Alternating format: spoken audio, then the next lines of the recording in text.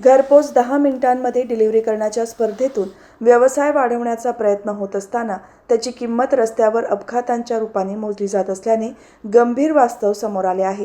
याच पार्श्वभूमीवर पनवेल प्रादेशिक परिवहन कार्यालयाने अपघात रोखण्यासाठी महत्त्वाचे पाऊल उचलले आहे।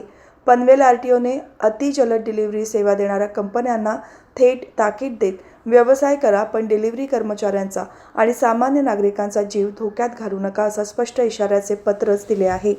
पनवेल आरटीओने 2 दिवसापूर्वी झेप्टो, ब्लिंकिट, स्विगी, झोमॅटो, इन्स्टामार्ट आणि बिग बास्केट या मुख्य कंपन्यांना लेखी नोटीस बजावली आहे। 10 मिनिटात डिलिव्हरी या नावाखाली राबवण्यात येणाऱ्या सेवेमुळे डिलिव्हरी वाहन चालक वेग मर्यादा ओलांडत असून वाहतूक नियमांचे सर्रास उल्लंघन होत असल्याचे आरटीओच्या निदर्शनास आले आहे।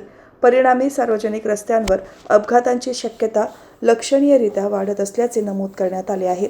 मोटार वाहन अधिनियम 1988 आणि केंद्रीय मोटार वाहन नियम 1989 नुसार कोणत्याही व्यक्तीस घाईघाईने, असुरक्षित किंवा बेकायदेशीर पद्धतीने वाहन चालवण्यास प्रवृत्त करणे हा दखलपात्र गुन्हा आहे। त्यामुळे संबंधित कंपन्यांनी तात्काळ आपल्या डिलिव्हरी धोरणांचा फेरविचार करावा असे आरटीओने स्पष्ट केले आहे।